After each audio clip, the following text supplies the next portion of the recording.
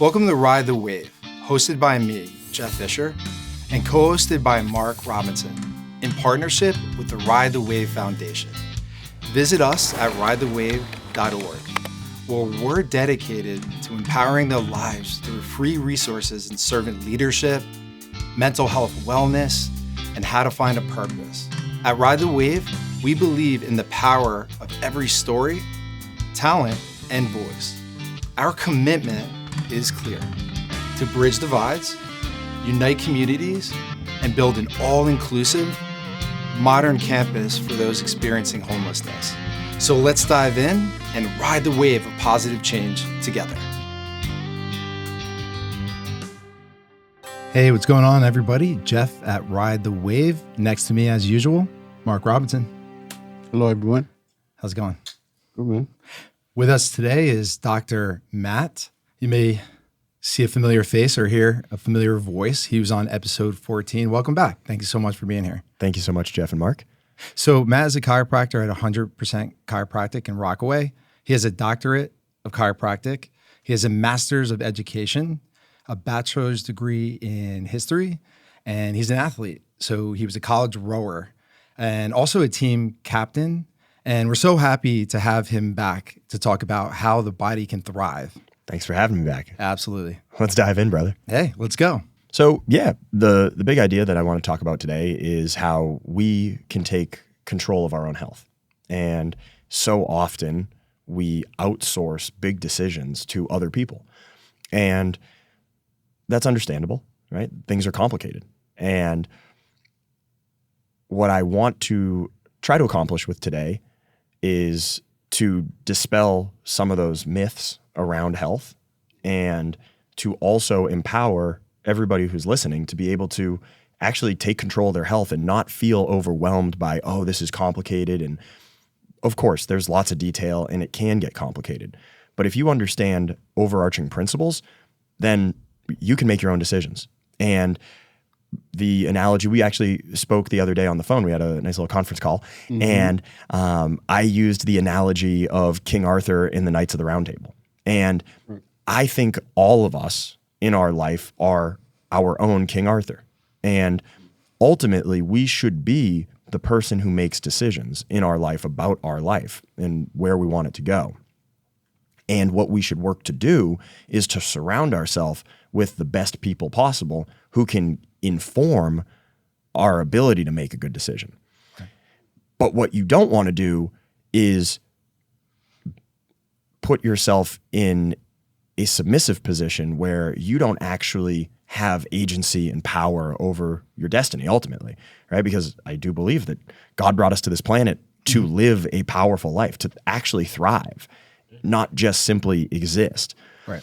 And our health is so vital to that higher mission. Right.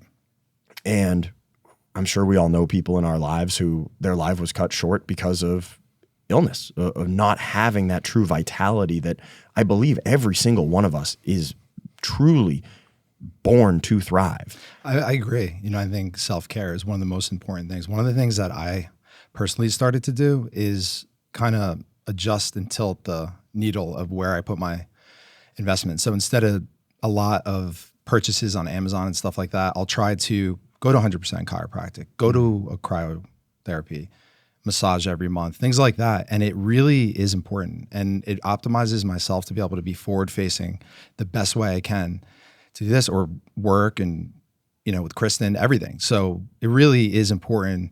And I wish more people would focus or put more investment in self-care. I completely agree. Right. And I think it's a classic statement. The body is a temple. That raises the question, for what? Right. It's not an empty building. It's a place to house the soul. And I believe that's really why we're here. We're not here for the material stuff. As my friend, Dr. Brendan, who is a coworker at our office, he's a great guy, Dr. Brendan. And he always likes to say, you've never seen a U-Haul behind a hearse. Right. So obviously we're not on this planet for the material stuff. Denzel Washington said that in a really great commencement speech. That was, when I had seen that, a part of me coming into faith, part of the journey. And that commencement speech was great. I might have mentioned it before. So Denzel Washington. That's really cool. Yeah, Well, really all right, great one. That resonates. Dr. Impactful, Brendan's. really impactful. Oh, okay, cool. Powerful. I'll check that out. Yeah. I love good commencement speeches can be powerful. Yeah. There's so many good ones out there. Yeah, Denzel, really, really hit home for me. So the idea that our body is the vehicle for the soul, right, or the temple for the soul, we better take care of the body. Otherwise, it's really going to diminish what we can offer all the people in our life, which is why we're here in the first place. And so that's what really drives me, my deepest why as a chiropractor, is that I don't want people to be out of pain or people to be jacked or healthy, or I don't want people to just have that for it in and of itself. That's not the end. You mean for aesthetic purposes, for look, or exactly, right? Or even just, you wake up, you feel good, right? Whatever level you want to think about all the benefits of health. Health is not an end in and of itself. It's the means to the deeper end, which is a spiritual purpose for why we exist. So, but if you rob yourself of that vitality that you can show up with, now you have cut off what you can really provide the relationships in your life and the world around you. And so what I want to really hone in on today are two key areas that I believe we all do anyway, all day long. Every day we do them. And they're two areas that if you personally can understand a few key principles, these are principles that I've been blessed to be exposed to and learned about and been able to integrate into my life, then you give yourself such a gift. And you really do put yourself on a path that is uncommon when you look around, because our country is very sick. And I have some stats on the computer here, but about 50% of Americans have 38% of Americans have at least one chronic disease. Wow. So more than 1 in 3 Americans have a chronic disease. And that just kind of frames it. And also 48.6%, so about 50%, about 1 in 2 Americans has taken a prescription drug in the last 30 days. Mm-hmm. So we are not a healthy country. We are not a country where people are thriving. And the top leading causes of death are all chronic disease. It's cardiovascular disease and it's cancer. Those are the number 1 and 2. I thought that something changed on that. It was no longer cardiac arrest. It was in like drugs now? Drug death or something. I thought it surpassed. Or according to the CDC, that's recent. Heart disease killed 702,000 Americans, and cancer killed 608,000 Americans.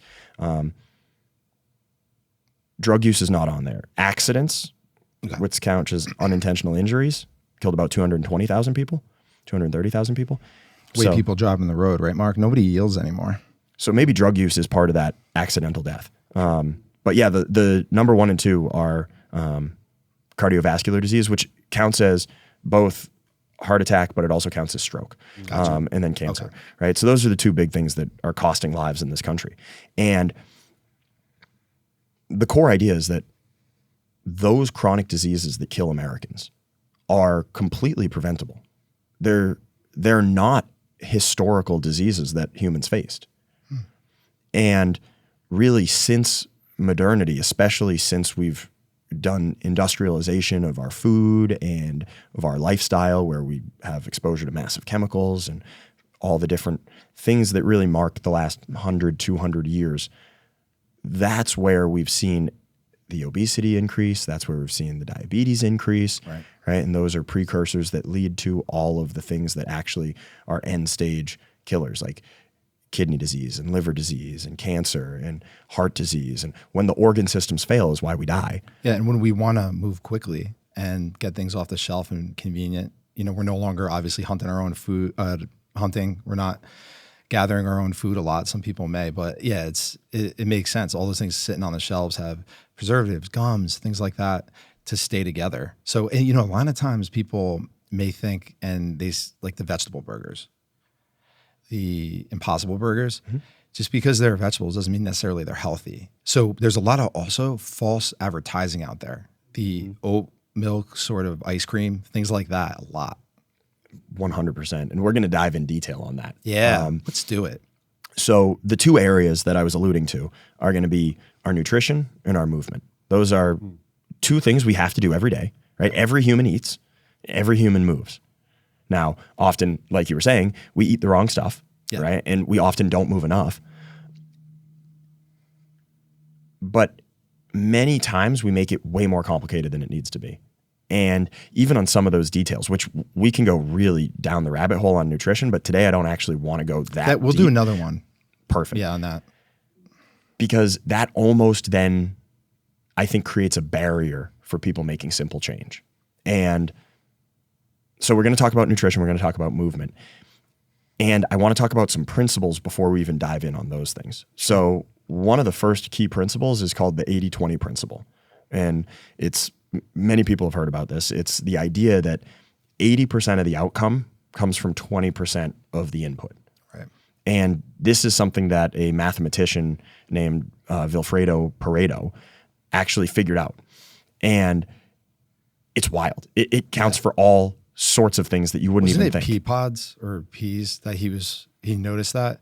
That's how he came to that conclusion. Something within that. It's very fascinating how it ties into so many different things. It ties into all sorts of things, right? Like not even man-made things, like you said, natural things. What is that? Yeah. And it's just I suppose a constant that he saw, right? And it really follows more of like an exponential curve. So not only is it 80-20, but it's also like 90-10 and 1%, 99%. So you can, and it even counts for like created goods, like people who write books, right? Like the tiniest percentage of people have written the books that are read by 99% of people or sold 99% of the copies, right? And it goes all the way to the other end of the spectrum. It's like stars in a galaxy and the mass of the stars, right? Like 0.01% of the stars in a galaxy contain, 99.99% of the atoms in the galaxy. Like it goes way beyond just human creation. I saw where it was 20% people, 80% the land, or something like that, like land mass. And I was like, how the heck does that tie in? How would that even be possible to be able to have a constant where 20% of people, there would be 80% of that land, and it just into every facet? Very, very fascinating. Yeah. And that just kind of, it goes to show things are connected, man. Absolutely. Right. And some of those musings are a little beyond my pay grade. We're going to say something, Mark? I don't know the answers to those things. Yeah, I was going to say, it's kind of when you was talking about the 20% people, 80% land. That's kind of true, actually, because if you look at it, there's a lot more land that surrounds us than we're told. Yeah. And then we realize. So that 80% more land that's out there, only 20% of us that were able to, at least to go out there and see as far as we could. Yeah. Yeah, absolutely. It's very fascinating.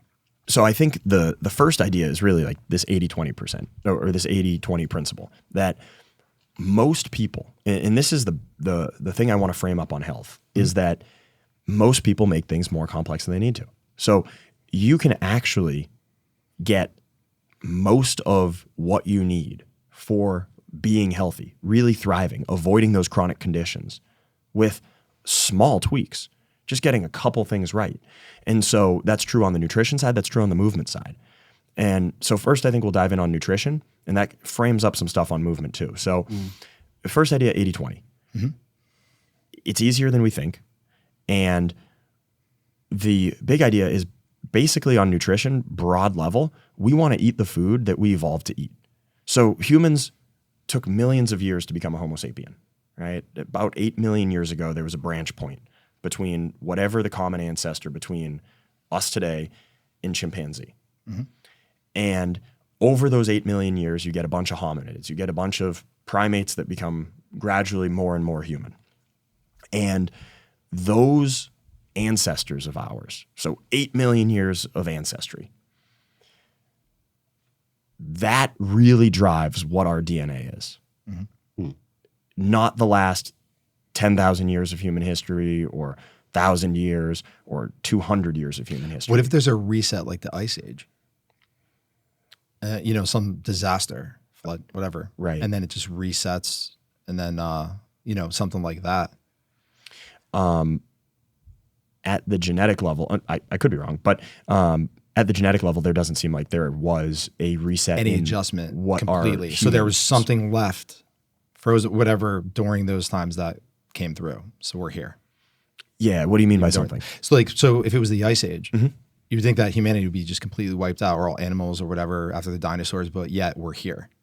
Right. Yeah. There was never a full extinction, right? Yeah, like even full extinction. Exactly. Even like when you look at That's what I meant. like big disaster events, right? Like Ice Age, actually, there was a lot of like megafauna that died off, but Homo sapiens remained pre and post Ice Age, right? Yeah. And you do get examples of that. Like you get the extinction at the end of the age of dinosaurs, like 65 million years ago, right? You get a huge asteroid hits the Earth, a bunch of stuff dies, and it kind of resets the scales, right? And that's really where the story of mammals begins, right? Like we're kind of like a shrew ground animal kind of thing, was like the first mammal, mostly living underground. And then once the major predators died off, those mammals were gradually able to start to take over as the main dominant species. But in terms of humans, right, our DNA is largely shaped by a much longer timeline than most people think.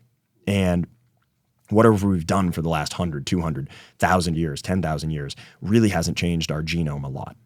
And so with that sets up, and the reason I make a big deal of this is that most people will argue all sorts of things. Do I need to be a vegan? Do I need to eat paleo? Do I need to just count my calories? Do I need to?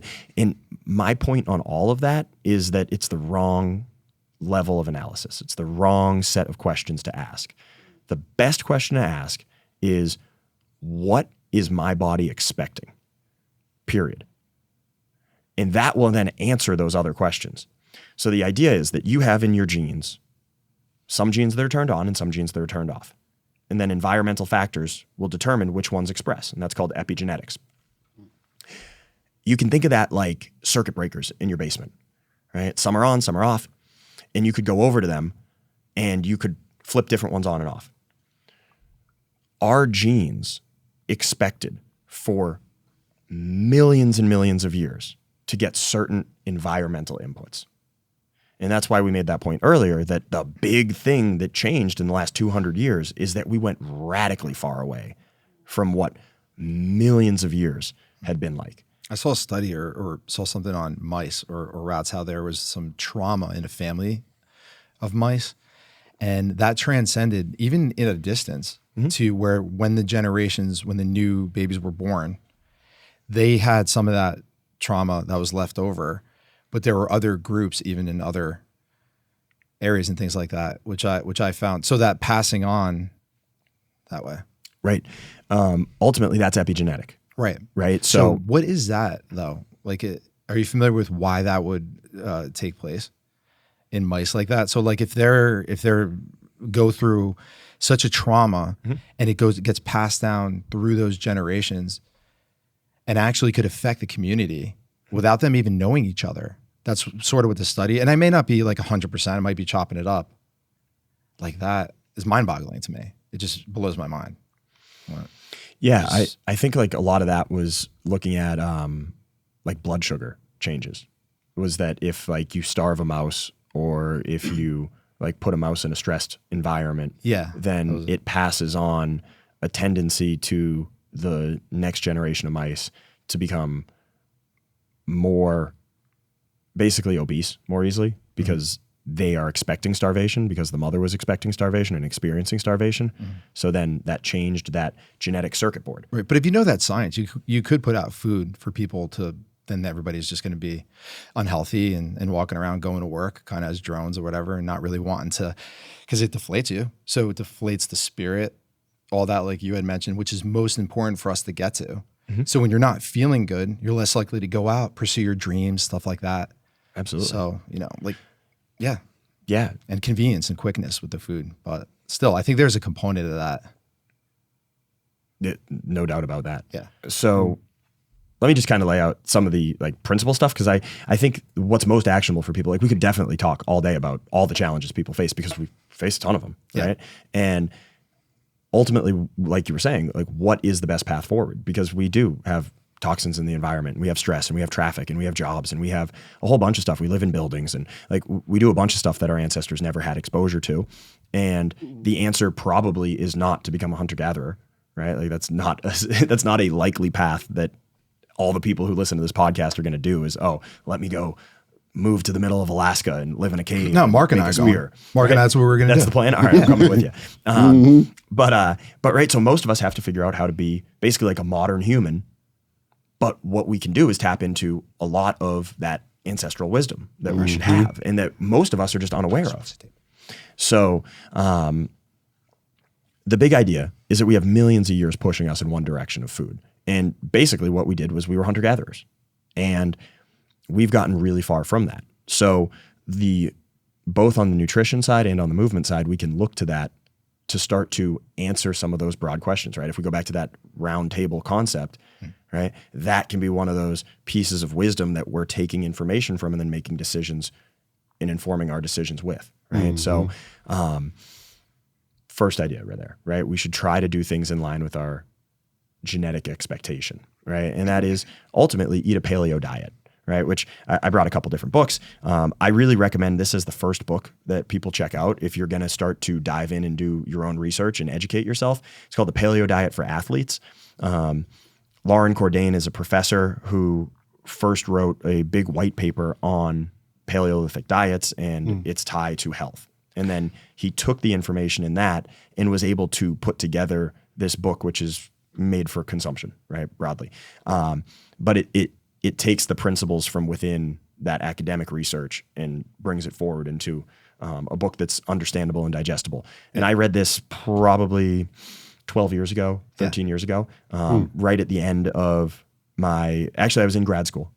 So I was done being a rower, and I read it right after finishing college rowing when I was in grad school.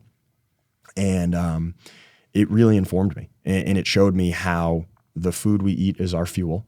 And it gives a lot of the science behind what I was saying, that deeper idea of evolutionary, the evolutionary perspective on nutrition and how our body's expecting certain nutrients, and it will respond best to those nutrients. And then, like you were saying, when we have the processed food, when we have all the junk, we're not getting those proper nutrients. Do you recommend to anybody to first see what they may be missing? Meaning, are they low in iron? Should they get blood work to find out first, then create a diet according to that? So instead of just jumping it, like maybe it's not healthy for someone to do that, but it would be, because it's very difficult, I'm sure, to be a vegetarian. Like you have to be pretty strict to get the amino acids, all that protein. So, do you recommend having anybody tested first to find out where the levels are at with certain things first before doing, like getting all in, or I don't. So much? I don't recommend that. I think that will complicate things more than they need to. Okay. Right. So if we're looking at this 80-20 perspective, right, the 20% change that you could make is going to be start eating what we were designed to eat. All humans. It doesn't matter where your ancestors come from. You could be Inuit from Alaska, right, and have almost all winter as your climate, or you could be right at the equator. All humans, we all come from the same genetic pool. Right. And in fact, all humans really up to about 80,000 years in before that all came from the same region in East Africa. And then humans were able to spread across the continent of Africa and then out across the world. So all humans, this is the point, right, is that the vast, vast majority of our evolutionary timeline happened in East Africa. Millions of years of evolution. And then literally only like this tiny fraction, whatever 8 million divided, or 80,000 divided by 8 million, whatever number that is, not a very big number. That's the amount of time that any human ever hasn't been in that region of Africa, right? So most of our genetic evolution was fine-tuned to all that time. And then wherever we went after that, there were some changes, and there are certain genetic differences based on like where people are and things like that. But all of those are minor differences relative to what the major 80-20, if we go back to that, is. So humans are expecting real food. We're not expecting processed food. We're not expecting chemicals, right? No human ever evolved to expect those things, right? And so really, and Cordain lays out like the real good data behind what I'm saying here that you can really dive deep on if you want to go into it. So I would recommend that people start with a paleo diet, and I would recommend that they educate themselves. I would recommend you do that you read this book and you start from there. A different place that you could start is a book called, this one's missing the jacket, but we'll hold it up like that. Wired to Eat. Does that read right? Yeah, Wired to Eat. Wired to Eat. By Rob Wolf. That's a great book. It takes many of the principles that Cordain discusses in this book and also makes it really digestible and easy to understand. Nice. And he actually does talk about some testing. I like simple things sometimes, Matt. I'm busy. And I'm with sometimes you, just if it's easy, I can't get too into it. That's why I like, some stuff that are fables and things like that with action plans. But yeah, that's great. Yeah. Appreciate the recommendations. So Wired to Eat is a good one if you want to do a little bit of testing. But Rob always says something that I really like, and it answers your question about blood work, is the best way to judge it is how do you look, feel, and perform. That's it. If you're looking good, you're healthy, you're lean, right? You're fit, you can move well. Vibrancy. Exactly, right? And then how do you perform, right? Can you actually work out hard, right? Can you hike? Can you run fast? Can you lift weights? I'm not talking Olympic level, but again, if we're looking at that 80-20 idea, can you be 80%, right? 90%? I'm not talking world-class 0.001% of performance, but right, like could you go on a hike? Or do your knees start hurting? Does your back start hurting? Do you start aching? Do you get winded? Do you have to sit down? Right? That's not a healthy human if you can't just hike. Right. If you can't just run, right? Can you run a mile? Can you run 5 miles? Right? Like if you're like, oh my God, that would be a big disaster to run a 5K. You better check in. That's not a healthy human. Humans, all of our ancestors could have done that at many ages. Climbing trees. Little kids spears, all running. the way to the elderly could have done that. And so that's really the low-hanging fruit. You ever see the South America, even still to this day, like the tribes, I think or where they're really, so in shape and lean, unbelievably. And when I said climbing trees, they will. Yeah. Tall trees, because their feet are so strong and everything, because the men are out hunting. But it is amazing their health and how fast people could run and things like that when they're living connected to the earth as they should be naturally.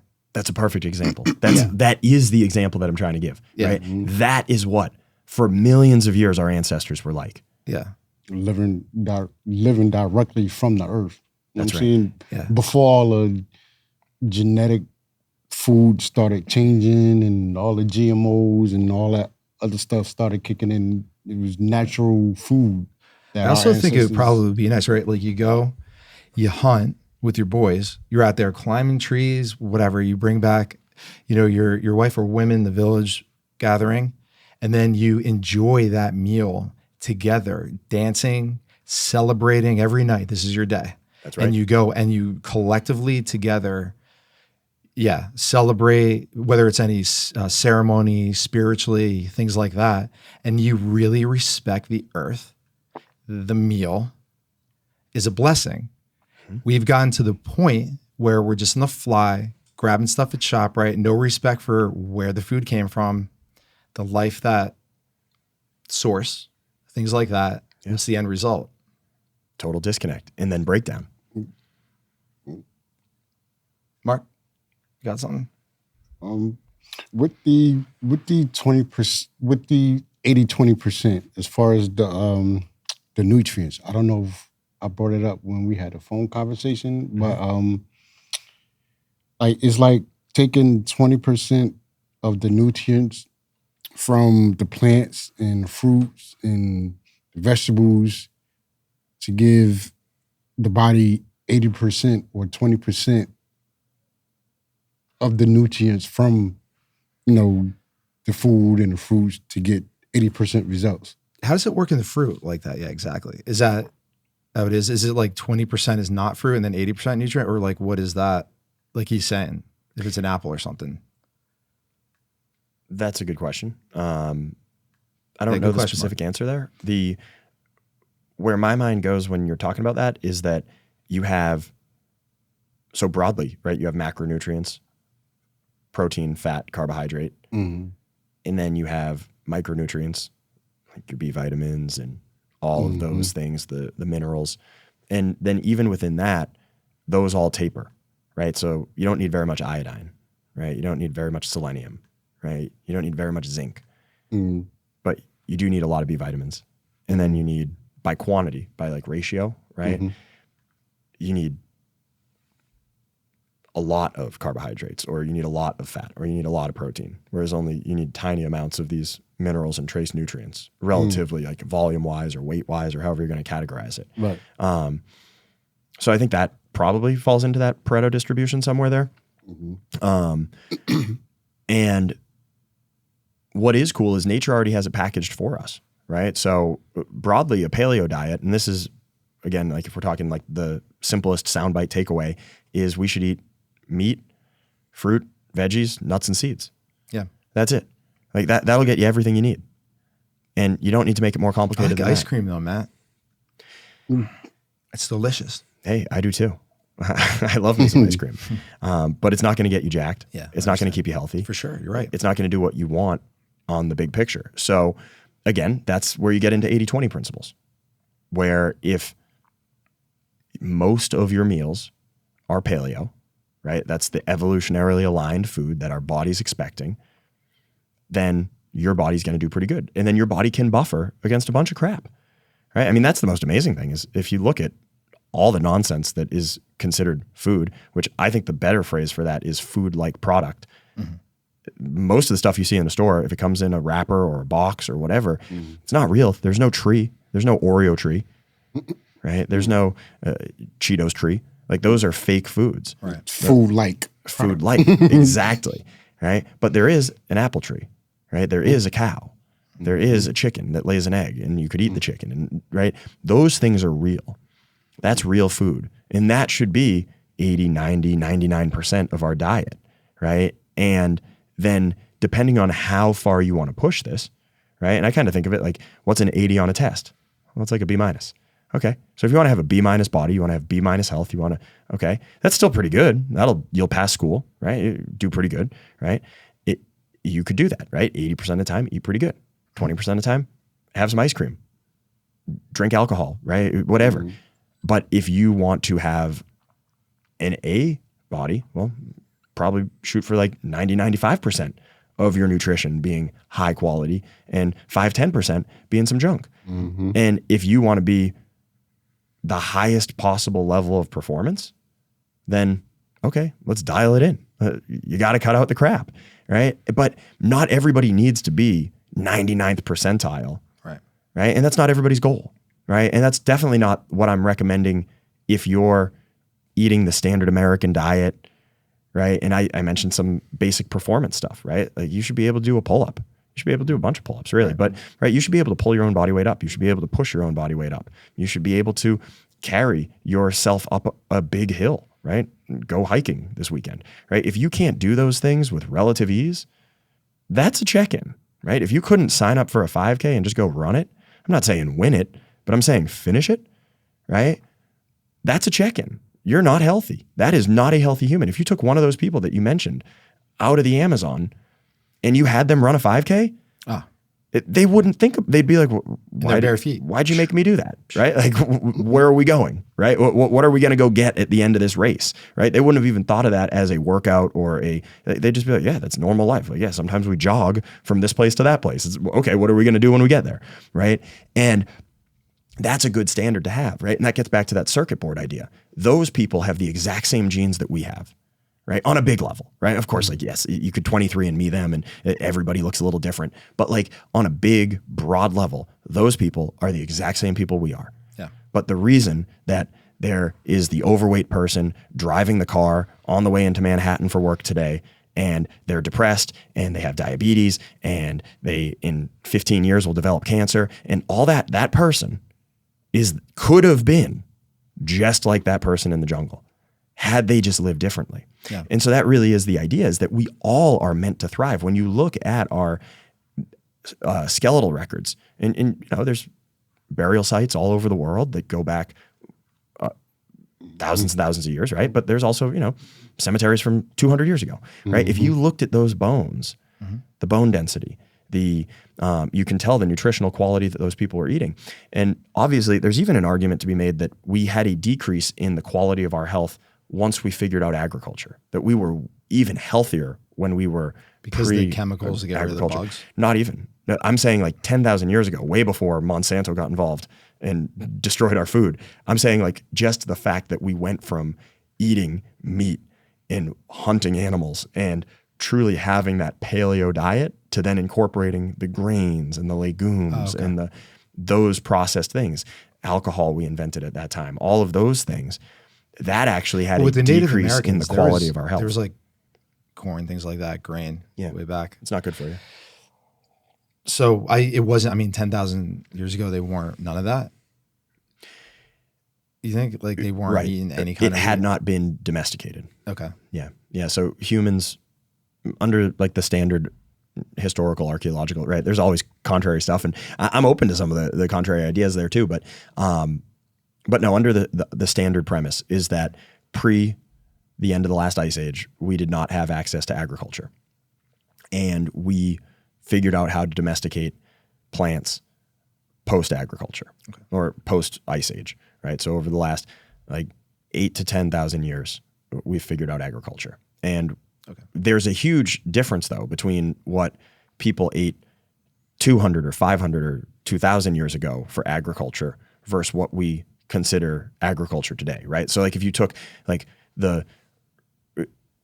if you go to 1400 and you take the corn that the Native Americans were eating and you put it next to an ear of corn that you buy today at ShopRite, totally different, right? So there is a nutritional difference between those two that is already staggering.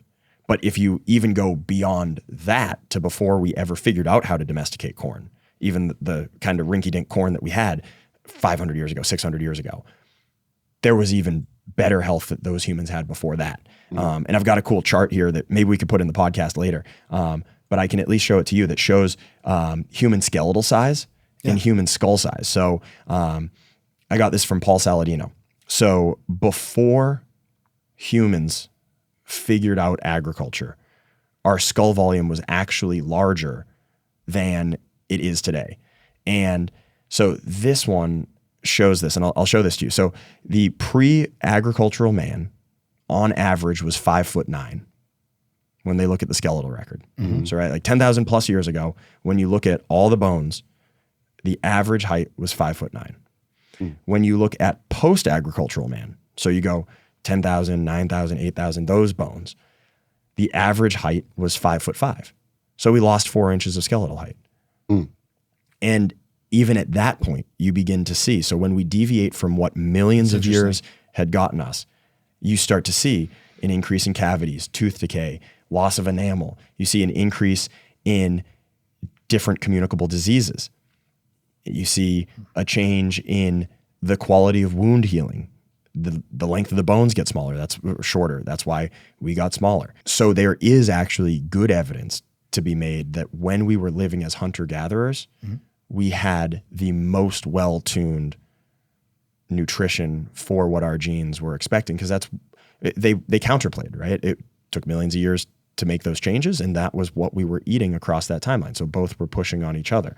Then we made a big radical change, and we started to grow corn and wheat and all these different things that are considered now modern food staples, right? We figured those things out. And so we saw a population boom. You could have a lot more people live on a lot smaller areas of land, right? And that's where even with this is like the classic story of Mesopotamia and ancient China, right? Like these river valleys have fertile soil. You start to figure out how to cultivate seeds. You start to be able to domesticate certain animals, right? And then that allows for population to increase, right? Because if you have to hunt animals, I don't know the square footage or the square mile idea, but there was like basically one human required X amount of square miles in order to have enough animals and whatnot to hunt to keep a group of humans alive. So then if you do divide the whole area of the planet and all that, you get a certain capacity of how many humans could live truly as hunter-gatherers if that was the only thing we were doing.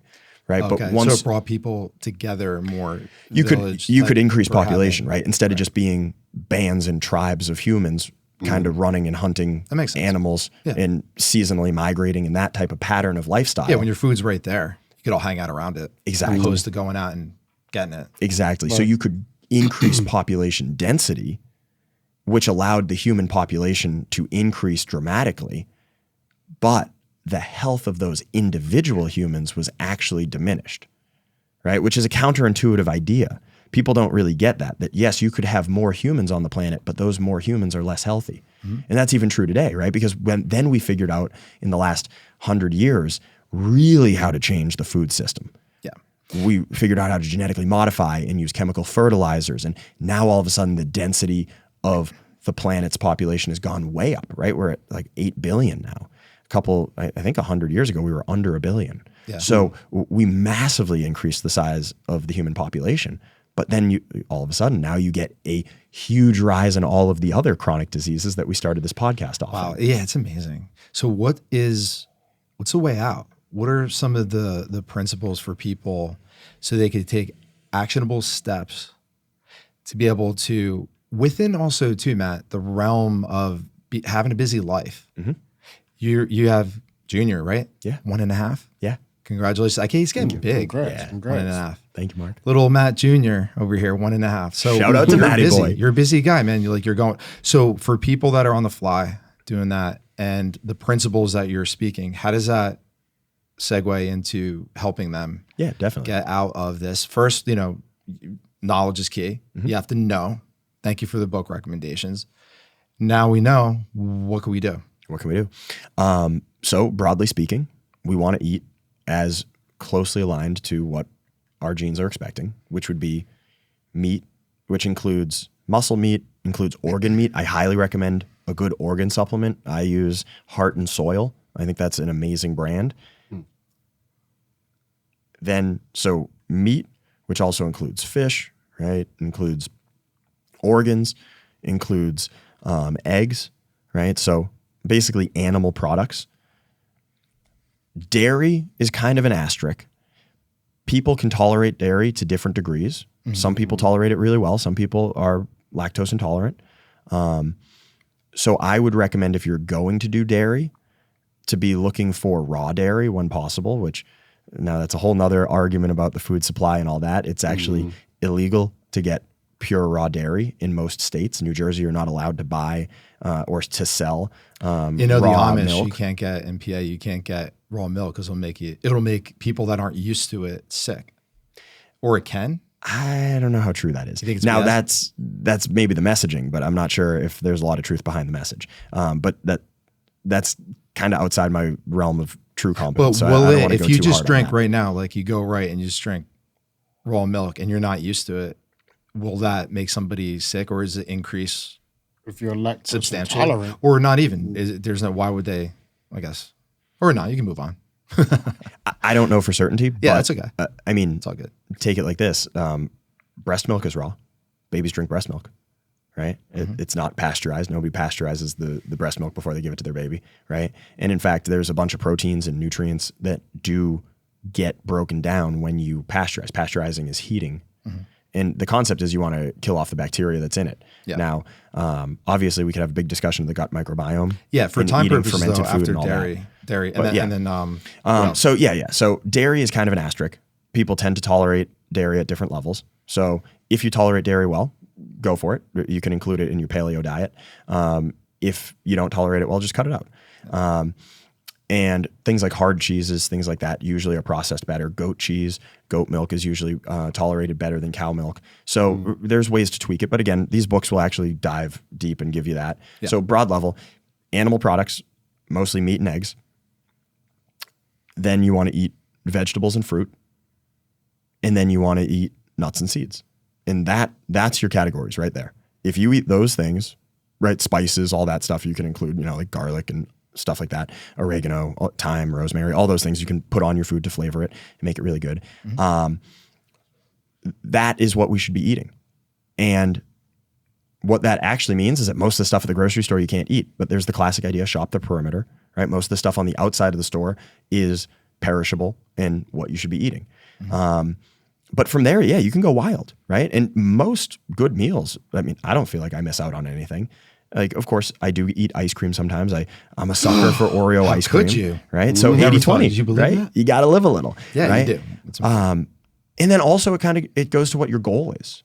Yeah. Right? If your goal is to have major health change, then you probably want to be like 95.5, right? Or maybe even more hardcore than that, right? You really want to be as dialed in as possible if you're trying to make a huge change in your life. Yeah. But if you've got your health and you've got your vitality and you look good, you feel good, you perform well, then yeah, have some ice cream, have some fun, right? But yeah. So for more of celebratory. Yeah. Instead of, making, sometimes people rely on food to fill in the gap with depression and stuff. So making it more celebratory, essentially. Yeah, I would keep it like that. Yeah. So yeah, I would say that's the big idea. A paleo diet, those are the core tenets of a paleo diet. Yeah. What that also includes is cutting out all the processed stuff, the added sugar, alcohol. A lot of people don't like to hear that, but alcohol is not good for your body. And within that too, like you're asking practical things you can do is, I think for many people, adding before you subtract is helpful. People don't like to lose. So if all of a sudden they have to cut out, oh my God, I can't cut alcohol out. Let's just say that, right? Because that's something a lot of people really enjoy as part of their lifestyle. Then don't necessarily take that out right away. Don't necessarily take out the ice cream at the end of the day.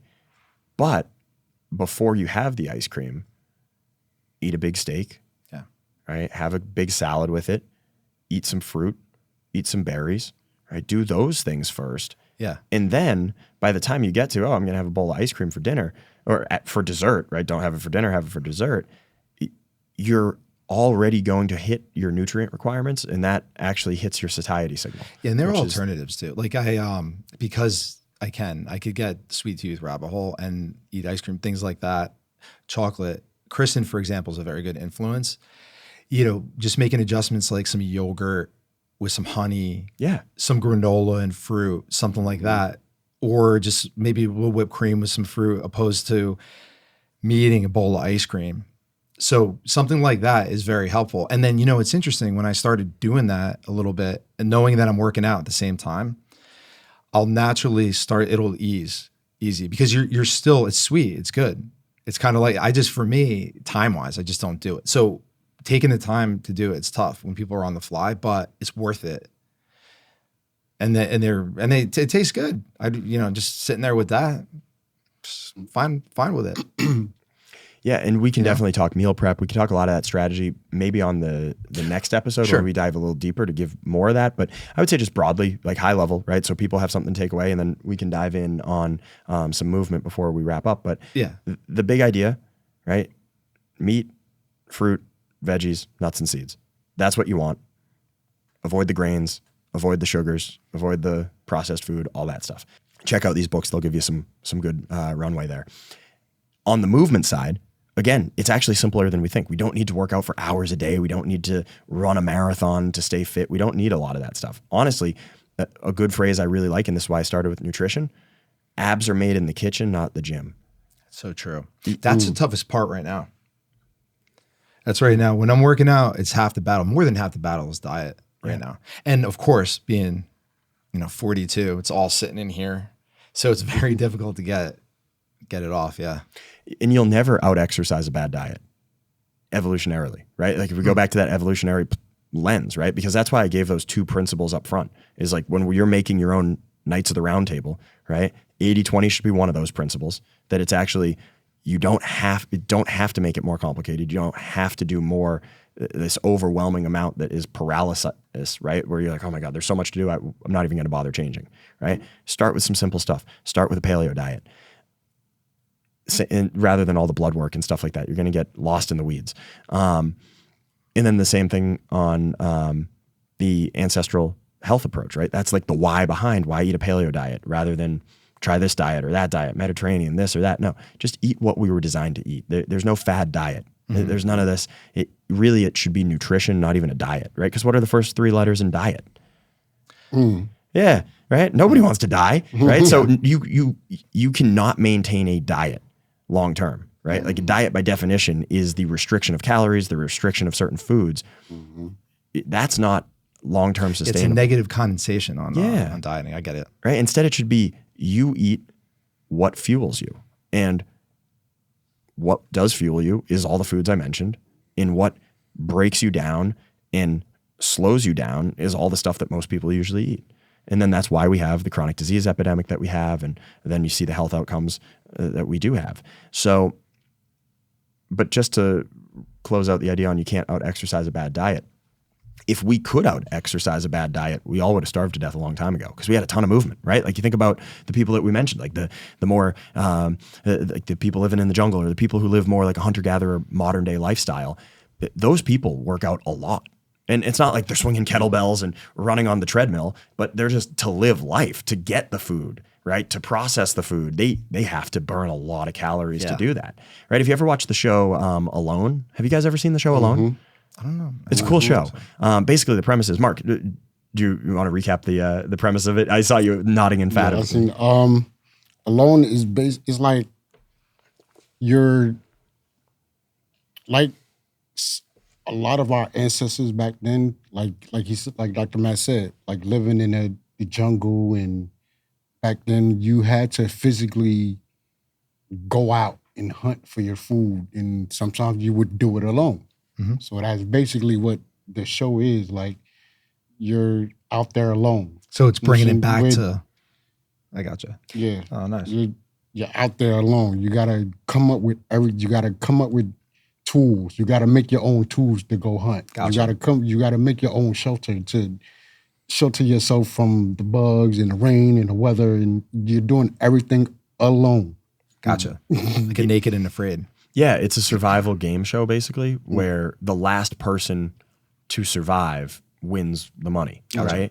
And the number one thing that causes people to lose is that they lose too much weight. So some people tap out because they're alone and they can't handle it and all that. But usually when you watch through the season, the last handful of people, the reason that they lose is that they lose too much body weight. And that's because they're not getting enough food and they're burning so many calories out there trying to hunt and gather and live like an ancestral lifestyle. So our bodies, and this is why so many people are obese, is that you're actually designed to live in a world that is a harsh climate. Like imagine if you had to sleep outside every day this summer. You'd be hot every friggin' night. It's like above 70 degrees every night. It's above 90 degrees every day. That's brutal, right? Yeah, it was so and then brutal. all winter long, you're gonna live and it's 25 degrees out and windy. Like, and you're gonna sleep in like some rock cave that you made or little hut that you made out of wood. Like we were exposed to the elements on both ends of the spectrum all the time. So our body worked hard just to maintain a baseline body temperature. Now we live in climate controlled and we don't go below 65 and we don't go above 72, right? We're like sitting in like this happy place, whether we're in our car or our house or whatever. So our bodies were exposed to tons of demand, tons of stress. And so our bodies are super thrifty with calories. And that's why when we don't put those demands on our body, people just gain weight like no tomorrow and they can't help it. So the whole idea that, I'm going to exercise my way away from a bad diet. No, you're not. Like your body was designed to suck those calories in and save them because it was so hard to get those calories. If you had to hunt an animal, if you had to climb a tree to get food, like if you had to do hard things to get that food, and that's what you see those people do. They lose a ton of weight as they, even when they hunt and they are successful, right? They still are losing weight every day because it's just a hard life. So that's what our body's expecting is a hard life. And then we live this cushy life, right? Yeah. And so, that's the whole idea. So if you eat these foods, you don't even really have to count calories. You don't have to do any of that stuff. All that is the wrong concept. If you're eating the right food, I mean, think about it. Like, have you ever had just like a steak? Like, I love steak. You eat a steak, right? Mm-hmm. There's an upper limit to how much steak you can eat. I like steak. I can eat a lot of steak. I can't eat 3 pounds of ribeye. Like in one sitting, I can't. Yeah. I've tried. I've cooked 2 ribeyes before and I'm looking at them both on the cutting board and I'm just, boom, hammer one down. Like I don't need the second one, right? There's an upper limit to how much steak you can have. But to go back to your ice cream thing, dude, you can hand me a quart of Oreo ice cream and a thing of whipped cream and a box of Oreos. I'm going to demolish that thing and like to a disgusting level. Right. And if you hand me another one after I finish the first one, I might even dig into the second one. Right? I see where you're going with that. They were getting filled up. they're getting filled up. There was no necessity to, and but also too for corporations, for for things like that, they're selling more. Of course. So they know enough science, the human body, to know that the sugars, whatever is that's in there, is gonna have somebody addicted and need more. Obviously, what you're saying is when we were natural, we'd be filled up sooner, be able to run around everywhere. So we need to get back to our natural state. So Matt, as we like start to wind down, I guess to the audience, if there's somebody right now that is, depressed, out of shape, and it's tough, because you can get in a rut really badly. Just one piece of advice to just get started. So, there's some movement there. Like, what should they do? Go to the store and should they throw everything out that's junk in the cabinet? Should they go slow? Like, just some actionable items for somebody right now that's listening. That's like, I want to get healthy, but we're talking about all this. What should I do first? The number one, set your expectations. So do the 80-20 principle, right? Give yourself the out, because I think a lot of people get psychologically overwhelmed. I'm never eating ice cream again. Fuck that. I'm not even going to start, right? That's not even true for me. I still have ice cream, right? So, but set it up where if you say Monday through Friday, I'm dialed in. And then on the one day a weekend, this would be the ideal, right? And tailor it to what you can do. But the ideal would be 6 days a week, keep it dialed in, eat a paleo diet. Don't mess around. Then 1 day a week, go bananas. Go as hard as you want. Eat 4 ice cream sundaes, order 10 pizzas, like go hard, drink a ton of alcohol, right? Go as hard as you don't can. Say that. Yeah. Don't drink a ton of alcohol. Safely. Responsibly. Yeah, but indulge. Because the point is, in that 24-hour window, go as hard as you can reasonably. Don't kill yourself, but right? But go hard the way that you ordinarily do on whatever you're at right now. Because I guarantee you that if you ate clean for 6 days straight and then you go crazy on Saturday, when you wake up on Sunday morning, you're going to be like, I feel like trash. Yeah. And you're going to have noticed that when you woke up on Saturday morning, after 6 days of clean eating, you're feeling pretty good. You're feeling better than you felt before you tried the 6 days clean. Like back in the day when a kid snuck a cigarette and then the parent made him smoke the whole pack. Yeah, you remember that? Like back in that old school. And then they smoked the pack and got so sick they never wanted a cigarette again. That breaks the pattern, right? And so I do think if you can give yourself some contrast. So I think some people will try to do something like, I ate clean all day and then I had a bunch of crazy stuff at night. Well, that's not enough of a timeline to really feel your body getting clean. So I would recommend, if this is the way you want to start, give yourself a month. Say, for 4 weeks, I'm going to eat clean for 6 days. Right. Every weekend, I pick my cheat day. Maybe it's a Friday. Maybe it's a Saturday. I don't know. Maybe you have an off day on Wednesday. So you say Wednesday is my crazy day. But pick 1 out of 7 days that you're going to let yourself indulge. But one thing I will say is don't expect perfection. It's something that you will have a setback and stuff like that. We weren't designed to be perfect or anything like that. I know some people that really are hard on themselves sometimes for perfection. And if they, don't go as planned and oh my gosh, there might be some like relapses in the food and stuff like that. And that's fine too. And I think that's important to recognize that and just get back in the saddle, back on the board, right away back. Absolutely. No one's judging you, right? And don't judge yourself too harshly. It's part of, I think, the process is to have a couple bumps like that where it's not going to go as planned. But I think that's good. Right. And that's 100% to the point. And I actually think that's the point, is that when you do have the bump, right, in the road and you do deviate from the plan, it's guaranteed it's going to happen. To notice it, right? And that's actually, I'm building it in with the cheat day. Right, is that you want to, and that's why I'm saying go hard on the cheat day. Don't just be like, I had 2 slices of pizza, right? But then I kept the paleo diet going. No, actually, really give yourself contrast, right? Go really clean, and then go really dirty, and feel that difference. Notice, what did you feel like when you woke up after eating well for 6 days consistently? And then what did you notice on the day you woke up after you went nuts? Now, switching to eat clean, some people might feel bad. Headaches, they like literally withdrawals from the crap that's in the food and the addiction to sugar. Just ride it out, ride it through, or just honey. Is there any like alternatives there? Just like, honey, stuff like that. But like, that's a thing. I mean, you could have a bit of withdrawal. too. So is it easing in too? I mean, maybe just like to what you're doing. You had mentioned on the last episode, your coach had said, add salad. That was it. Yeah. Add vegetables. Yeah. Just add that. So that's an alternative idea, right? So there's another depends- way of going about it that way. So it depends what your personality is. Yeah, Right? I think there are kind of two main personalities, like an A and a B, right? Like you're a hard charger or you're just like, hey, let me dabble, right? If you're more on the, I want to ease into this, then instead what I would say is pick something healthy that you can add that is paleo and add it to your nutrition. Like if you're not eating a lot of vegetables, just add a salad every meal, right? Or once a day or whatever is sustainable for you. But try to find consistency and add a little bit and then add a little bit more. Okay, let me switch out the cheeseburger from McDonald's with a homemade burger, right? And before you start to subtract, just start to add better and better and better. Mm-hmm. And then you'll notice that you're filling up a lot on the good stuff and you're having less draw for the bad stuff. Yeah. And that's an easy way to do it. No, that's great. Yeah, everybody's different. Everybody has their own way, and there's resources everywhere. But when the thing is, if somebody reaches a resource and it doesn't work for them, they give up. But it's like exploratory. It's like that's not the end. Another door can open up. You just haven't found your route yet. I think that's kind of like self-sabotaging, so to speak. Like if you're not seeing the results of something, you give up. You're sabotaging yourself from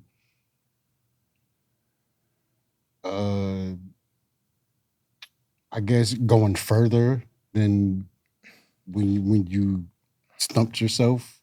And you're self-sabotaging yourself when you give up. Yeah, absolutely. You're missing. Actually, you're preventing. I think, and you're right, Mark, a breakthrough. There's a breakthrough around that corner. Actually, takes you to the next level too. But people just gotta. Dr. Matt, as usual, thank you so much. Thank you so much for coming on. And this has been very informative. You know, I think that people and the book recommendations. Thank you very, very much.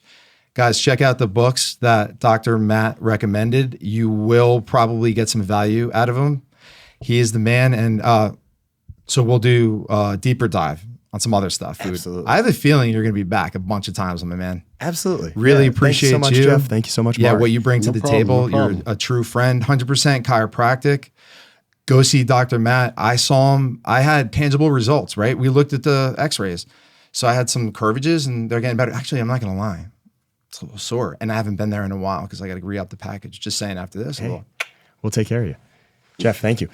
Also, I wanted to mention, I do have a website, drmattmcneil.com, and you guys can go there. You can check it out. And I do offer coaching. So if, like you were saying, somebody's having challenges or whatnot with their health, and they want somebody to actually walk them through that process, we can do a deep dive. I think I'm personally going to get some coaching from you. We'll talk about that. But yeah, thank you so much. Absolutely. Yeah, everybody, appreciate you joining in. Thank you so much. You guys take care. Thank you. Thank you. All right. Bye. Thank you for tuning in to Ride the Wave. It's been a pleasure having you with us as we explore ways to make a positive impact together. Remember, every little wave creates a ripple of change. We appreciate any support you can provide as we plan to build an all-inclusive, modern campus and empower communities. For details on how you can contribute through various platforms, please visit us at ridethewave.org. Until next time, keep riding the wave of change with us. I'm Jeff Fisher, signing off, but the journey continues.